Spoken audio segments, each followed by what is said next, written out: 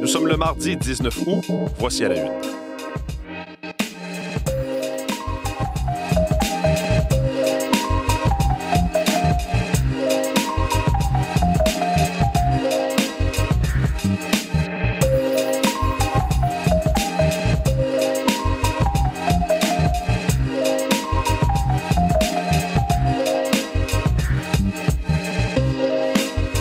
Bonjour, bon mardi, bienvenue à l'émission Mathieu Bellumeur au microphone. J'espère que vous allez bien ce matin. Merci de vous joindre à nous pour commencer cette journée. Encore une fois, des sujets qui retiennent notre attention et qui ressemblent pas mal au sujet d'hier, mais les dossiers ont évolué de différentes façons. Bien sûr qu'on va revenir sur cette rencontre d'hier à la Maison-Blanche dans le bureau ovale entre Donald Trump et Volodymyr Zelensky. Est-ce qu'il est possible de penser dans un avenir rapproché à une réunion entre messieurs Trump, Poutine et Zelensky?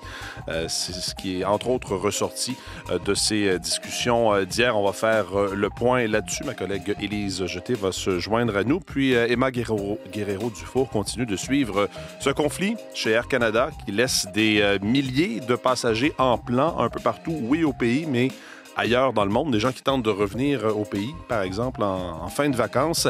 Et ça reste difficile. Il y aura encore des vols d'annulés parce que la grève se poursuit. Malgré hier l'ordre du Conseil canadien des relations industrielles pour un retour au travail des syndiqués. Il y a même des leaders syndicaux qui se sont dit prêts à faire de la prison pour cette cause-là. Donc, on va faire le point sur les développements parce qu'il y a de nouvelles négociations qui sont en cours ou qui doivent commencer aujourd'hui. Et puis, un mot parce que ça s'est déroulé tard hier soir en Alberta. Vous savez que Pierre Poilievre tentait de se faire élire en Alberta dans la circonscription de Battle River Crowfoot. Eh bien, c'est fait avec une marge confortable, plus de 80% des voix pour Pierre Poilievre, donc, qui va profiter de cette élection pour faire un retour cet automne à la Chambre des communes. Alors, ça a été fait hier assez rapidement. C'est une circonscription, un château fort conservateur, cette circonscription de Battle River Crowfoot en Alberta. Maintenant, une prévision de la météo. Véronique Méran est en studio. Bonjour Véronique. Bonjour Mathieu. Alors, c'est encore frais ce matin? Oui, frisquet ce matin. Un petit peu moins qu'hier matin. On a battu des records hier matin de nuit fraîche, entre autres du côté de l'Estrie. Le mercure est tombé à près de 2 degrés tôt hier matin. On était entre 4 et 6 du côté des Laurentides, la Naudière, Québec également.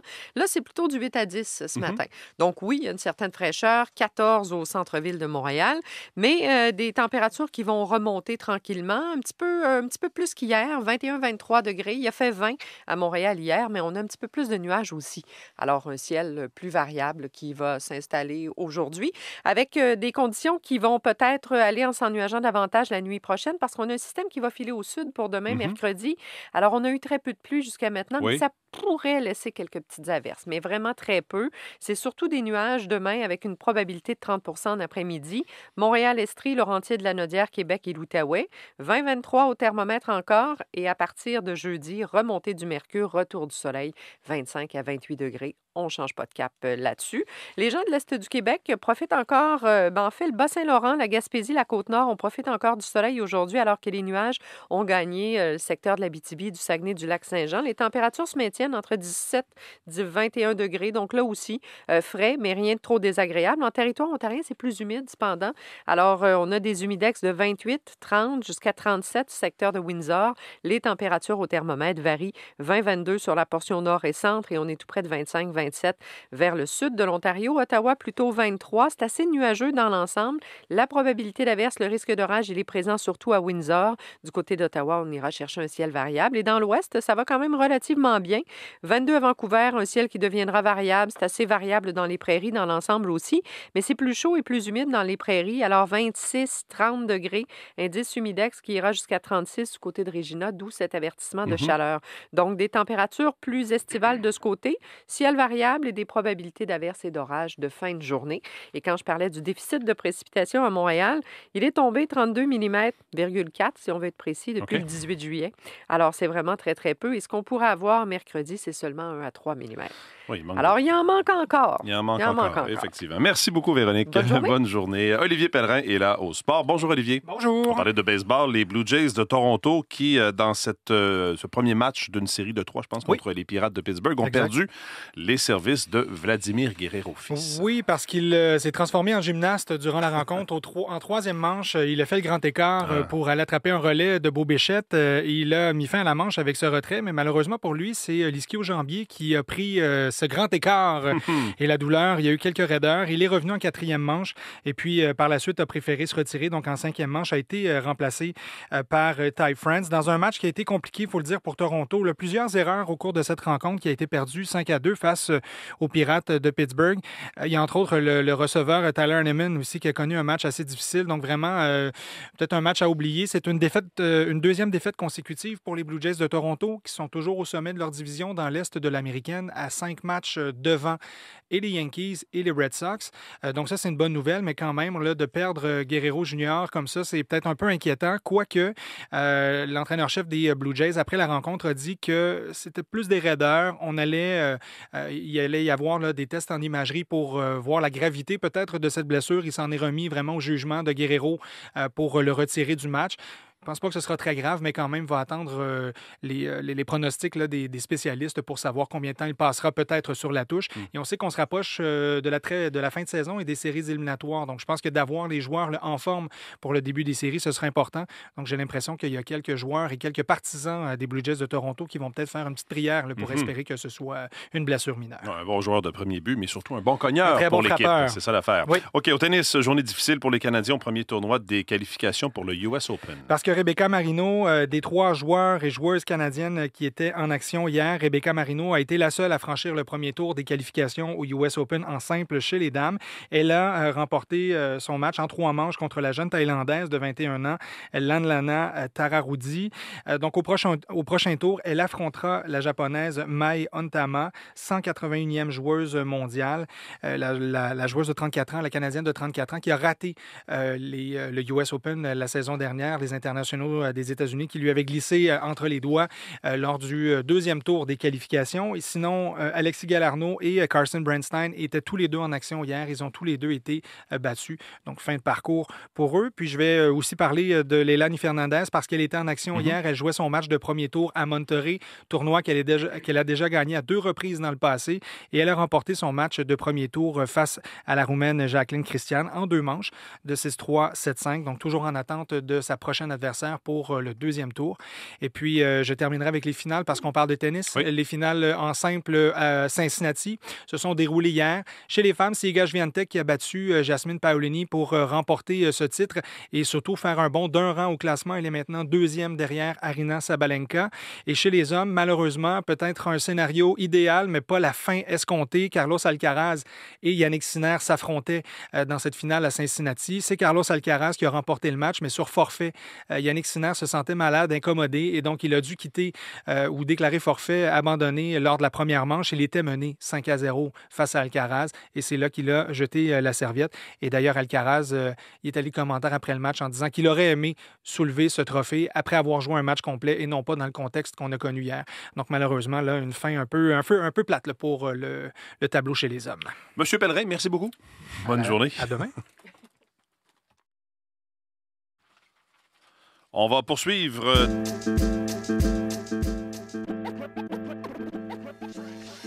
On va poursuivre donc en actualité. Élise Jeté se joint à moi en studio. Bonjour Élise. Bonjour Mathieu. Rencontre hier au sommet, rencontre très attendue, très suivie à Washington entre Donald Trump et Volodymyr Zelensky. Il y a eu cette rencontre dans le bureau ovale. Également plusieurs dirigeants européens qui étaient sur place. Ça tranchait quand même comparativement à la dernière rencontre entre les deux hommes qui ne s'était pas très bien passé pour le président ukrainien. Pas d'annonce majeure, ceci dit. Donc, le président américain affirme quand même qu'il y a des préparatifs pour un dialogue direct entre la Russie et l'Ukraine qui sont en cours. Oui, le président américain Donald Trump va commencer à mettre la table là, pour cette rencontre-là. Une rencontre entre Volodymyr Zelensky et Vladimir Poutine. On se rappelle que Vladimir Poutine rejetait jusqu'à tout récemment cette idée de rencontre-là. Le président russe aurait accepté de rencontrer Volodymyr Zelensky dans les 2 prochaines semaines. Cette promesse-là aurait été faite à Donald Trump hier au téléphone. C'est ce qui a été dit. Hier, tous les représentants européens, y compris le président ukrainien, avaient l'air satisfaits quand même des avancées dans les discussions. Le président américain Donald Trump aussi. Le ton était d'ailleurs, comme vous le disiez, très cordial entre Volodymyr Zelensky et Donald Trump, mais aussi entre le président américain et les dirigeants européens. Tout le monde avait l'air tout le monde était sur le bon ton hier. Il y avait vraiment davantage de cordialité. Le président ukrainien avait troqué aussi son habit militaire de la dernière fois en février pour un complet, une chemise noire. Donald Trump, qui est toujours attentif là, à ce genre de code protocolaire, a salué cet effort. On se rappelle vraiment qu'il avait été humilié, le président ukrainien, dans le bureau ovale par l'entourage de Trump pour avoir porté une tenue jugée décontractée. En ce qui a trait au contenu de la rencontre, le président finlandais a dit au cours des 2 dernières semaines, nous avons probablement vu plus de progrès pour mettre fin à cette guerre que dans les 3 dernières années, ce qui est quand même une grande déclaration. Et le secrétaire général de l'OTAN a remercié, lui, le président américain qui, dit-il, a sorti les négociations de l'impasse. Les dirigeants européens qui semblaient tous d'accord sur le fait que la principale avancée, c'était les possibles garanties de sécurité en Ukraine, même si l'Ukraine ne ferait pas partie de l'OTAN. Exactement. Donc, la présidente de la Commission européenne a d'ailleurs salué ces avancées-là pour lesquelles Donald Trump dit avoir obtenu l'approbation de Moscou. Ce sont aussi ces progrès-là qui semblaient rassurer le président français Emmanuel Macron. Il a dit que c'était la partie des discussions d'hier qui était la plus importante. Je vous laisse l'entendre. Et il a été acté aujourd'hui que nous allons travailler avec les États-Unis d'Amérique sur le contenu de ces garanties de sécurité et les coopérations que les uns et les autres sont prêts à apporter. J'ai pu d'ailleurs revenir sur le contenu de ces garanties de sécurité, qui sont une armée ukraine robuste, qui puisse résister à toute tentative d'attaque et qui la dissuade, et donc pas de limitation en nombre, en capacité, en armement, etc. Et puis ce sont aussi des forces de réassurance en mer, dans les airs et sur terre que les alliés sont prêts à apporter à l'Ukraine. Et donc ce sont des choses concrètes, robustes, solides. Pour le chancelier allemand qui était présent hier, il faut un cessez-le-feu immédiat avant de poursuivre quoi que ce soit. Le président américain, lui, affirme que ce cessez-le-feu n'est pas essentiel. Il veut miser sur un accord de paix durable et il ne pense pas que les hostilités doivent cesser pendant que les discussions à ce sujet sont en cours, mais il dit quand même qu'il est convaincu que la Russie veut la paix. Et après la rencontre d'hier, l'heure sera aux préparatifs pour un face-à-face entre les responsables ukrainiens et russes. Oui, et une nouvelle rencontre qui sera une fois de plus soutenue par Donald Trump. Le directeur du département de sciences politiques à l'UQAM, Justin Massy, croit vraiment que Vladimir Poutine a tout intérêt à monter dans le bateau ici, à reprendre sérieusement les négociations parce qu'il risque d'obtenir davantage en négociant qu'en poursuivant la guerre. Je vous laisse l'entendre. La revendication qu'il souhaite des 25 ou 30 de plus du Donetsk qu'il n'a pas réussi à contrôler inclut une population avant la guerre de plus de 400 000 habitants. Ce serait énorme comme concession et ça a été appuyé publiquement par le président des États-Unis sans qu'il n'ait fait aucune concession. Le problème de Donald Trump, c'est qu'il y a beaucoup de volonté politique, mais il manque de stratégie diplomatique pour obtenir son deal. Il n'a pas fait en sorte que la Russie fasse des concessions sur ses demandes, notamment sur les garanties de sécurité. Qu'est-ce que les États-Unis vont dire à la Russie si elle s'oppose aux garanties de sécurité que les États-Unis et l'Europe veulent donner? Rappelons qu'en ce moment, les forces russes occupent toujours 18 % du territoire ukrainien. Merci beaucoup, Élise. Merci à vous.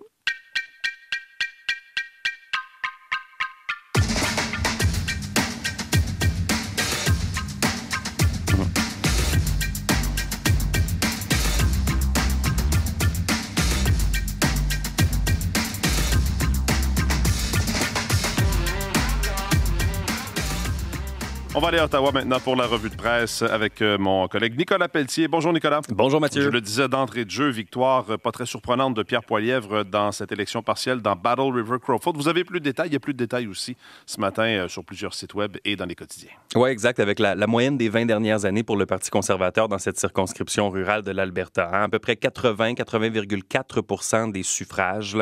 Les Élections Canada doit confirmer les résultats dans les heures à venir. Loin devant sa plus proche poursuivante, donc Pierre Poilievre qui a remporté, là, sa plus proche poursuivante, c'est une candidate indépendante qui a récolté un peu moins de 10 % des voix. Il avait quand même 213 adversaires dans cette élection. La presse écrit que le chef conservateur pourra donc finalement faire son entrée à la Chambre des communes à la mi-septembre, après avoir subi l'humiliation de perdre son propre siège aux dernières élections fédérales. Pour le quotidien, cette élection partielle, c'est donc la fin d'un supplice pour lui, mais le début d'un autre, et encore plus périlleux peut-être, relancer son parti. Parce que depuis le dernier scrutin fédéral, le Parti conservateur a vu ses appuis chuter dans les intentions de vote. Le retour au Parlement de Pierre Poilievre doit donc marquer le début d'une croisade pour reprendre le terrain, perdu aux mains des libéraux. Enfin, Pierre Poilievre doit aussi convaincre les membres de sa propre formation politique qu'il demeure la personne pour mener les troupes lors du prochain scrutin. Prochain rendez-vous à cet égard, le Congrès national du parti en janvier à Calgary. Et en pleine commission galant sur le fiasco SACLIC au Québec, les virages numériques de façon plus globale font les manchettes. Oui, vous avez deviné mon premier sujet ce matin que j'ai vu dans les journaux, la commission galant. On lit ce matin dans Le Devoir et sur Radio-Canada qu'une lanceuse d'alerte avait averti le ministère d'enjeux éthiques à la Société de l'assurance automobile du Québec dès 2017, alors qu'elle était gestionnaire. Elle ajoutait que le principal responsable de la transition numérique, là, un nom qui circule beaucoup ces jours-ci, Carl Malenfant, avait des comportements discutables. Ce dernier a reproché en ligne à la commission d'enquête de ne pas avoir cherché à avoir sa version des faits sur cette histoire. Et puis Radio-Canada, comme la presse, nous parle de virages numériques chaotiques en santé, Mathieu. D'abord, des coûts encore plus élevés que ceux de SACLIC pour un nouveau système dont les coûts d'exploitation dépasseront le milliard sur 15 ans, des chiffres qui étaient cachés au public. Et la presse, elle, écrit sur l'automne critique pour le dossier de santé numérique dont le projet pilote doit être lancé fin novembre en Mauricie et dans le nord de Montréal. Déjà, le mot circule que les congés vont être difficiles à obtenir et devinez quoi? Il est aussi question de dépassement de coûts. En Ontario, maintenant, Nicolas, la province cible la construction de logements comme priorité. Oui, Doug Ford a annoncé un investissement supplémentaire de 1,6 milliard de dollars dans le fonds destiné aux municipalités. À cet égard, il a fait ça dans la foulée de la rencontre annuelle de l'Association des municipalités qui se déroule en ce moment à Ottawa. C'est un ajout de taille, précise le Toronto Star, considérant que l'enveloppe totale pour l'objectif est maintenant de 4 milliards de dollars. Le but, bâtir 1,5 million de logements d'ici 2031. Le premier ministre ontarien a aussi exhorté le gouvernement fédéral à éliminer la TVH pour les acheteurs d'une première maison. Et Doug Ford en a profité pour rencontrer Mark Carney sur la colline parlementaire. Ils ont parlé des tensions commerciales avec les États-Unis. Doug Ford veut battre Trump à son propre jeu, ce qui détonne avec la complaisance de Mark Carney dans ce dossier-là, qui est dénoncé ce matin en chronique dans La Presse. Et enfin, ça, c'est en une du Devoir. La police peut garder des textos signalés par erreur pendant une période de, tenez-vous bien, 100 ans. Oui, et pas n'importe quel texto. Là. Le Devoir titre en fait que la GRC peut garder vos sextos pendant 100 ans. Donc, on parle de messages ou de photos intimes, mais signalés par erreur par l'intelligence artificielle là, comme étant pédopornographique. Le Devoir revient en fait sur un jugement daté de juillet qui met en lumière les façons dont l'intelligence artificielle est utilisée par les forces de l'ordre et les possibles dérives liées à ça. Donc, la méthode policière ouvre la porte à ce que des photos innocentes partagées par un parent de son enfant en train de prendre un bain, par exemple, là, se retrouvent dans une banque de données de signalement d'exploitation sexuelle de mineurs.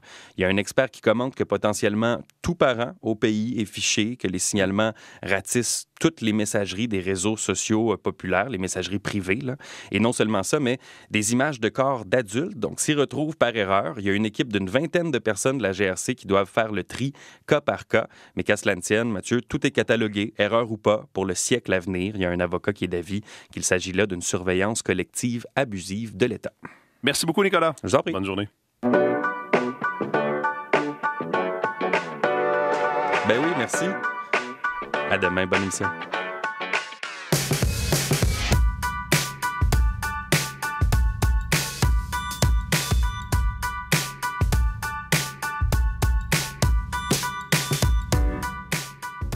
Conflit maintenant chez Air Canada, le transporteur aérien et le syndicat des agents de bord qui reprennent leur discussion après 3 jours de grève. Mais attention, le conflit de travail est loin d'être terminé. Ça ne veut pas dire que les syndiqués vont rentrer au boulot, et ça malgré des décisions qui les forcent, 2 décisions qui les forcent à retourner au travail. Les syndiqués, le syndicat qui a décidé de défier encore une fois hier l'ordre de retour au boulot. Emma Guerrero-Dufour est en studio. Bonjour Emma. Bonjour Mathieu. Donc les 2 parties ont recommencé à se parler en présence d'un médiateur. Voilà. On l'a vu hier, Mathieu, les agents de bord ont continué à manifester dans les aéroports du pays pour obtenir une nouvelle convention collective négociée avec l'entreprise et non imposée par un arbitre. Oui. Ils défiaient de cette manière-là une 2e ordonnance du Conseil canadien des relations industrielles en poursuivant donc la grève. À la fin de la journée, on a appris que les pourparlers avaient repris, mais le syndicat a prévenu, comme vous le disiez, que ça ne va pas mettre fin à la grève forcément parce qu'on revendique toujours du côté du syndicat ce droit constitutionnel à faire la grève qui fait partie de la liberté d'association. Selon plusieurs observateurs, c'est un dossier qui pourrait se diriger vers la Cour suprême parce qu'on parle vraiment de questions fondamentales ici. On va écouter là-dessus la directrice du Centre universitaire sur la mondialisation et le travail de l'Université de Montréal, Dalia Gesualdi-Fecteau. Elle va nous rappeler un petit peu les principaux enjeux de cette question-là. Je pense qu'effectivement, ce que la partie syndicale fait présentement, c'est dénoncer la façon dont on a recours à l'article 107 pour, de leur point de vue, violer un droit fondamental qui est la liberté d'association. Ce qui est demandé, c'est un retour à la table de négociation pour qu'un compromis négocié puisse émerger de ce conflit et que il y ait un retour au travail, mais suite à un compromis qui soit négocié dans le respect des droits fondamentaux des travailleurs et des travailleuses. Ce qu'on entend depuis le début de ce conflit, c'est des syndiqués, des agents de bord qui disent on n'est pas payé pour certaines heures que l'on fait en dehors des heures de vol.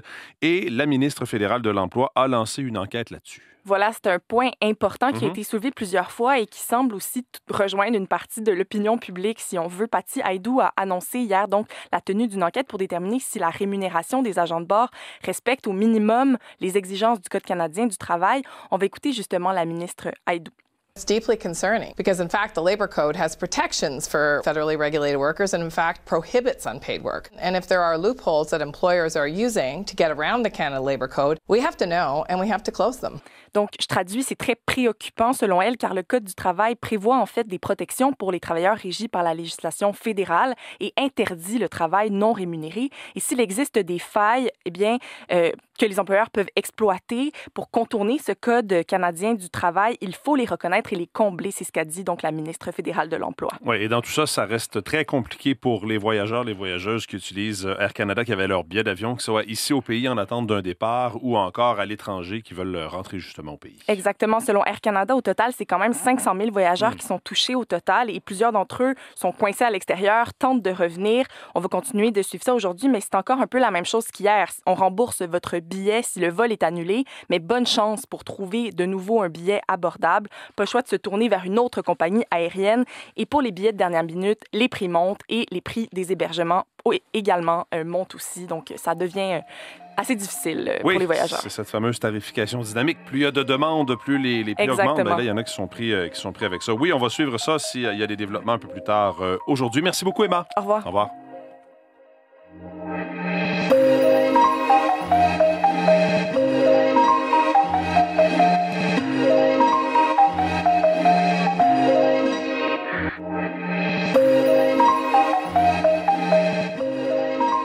Ce qu'on va surveiller, entre autres, aujourd'hui, bien sûr, ce conflit chez Air Canada. Également, Statistique Canada va dévoiler les plus récentes données de l'IPC, l'indice des prix à la consommation. Il y a un point de presse qui sera certainement suivi du ministre de la Santé du Québec, Christian Dubé, sur le projet de loi sur la rémunération des médecins. Ce sera surveillé aujourd'hui. Bonne journée.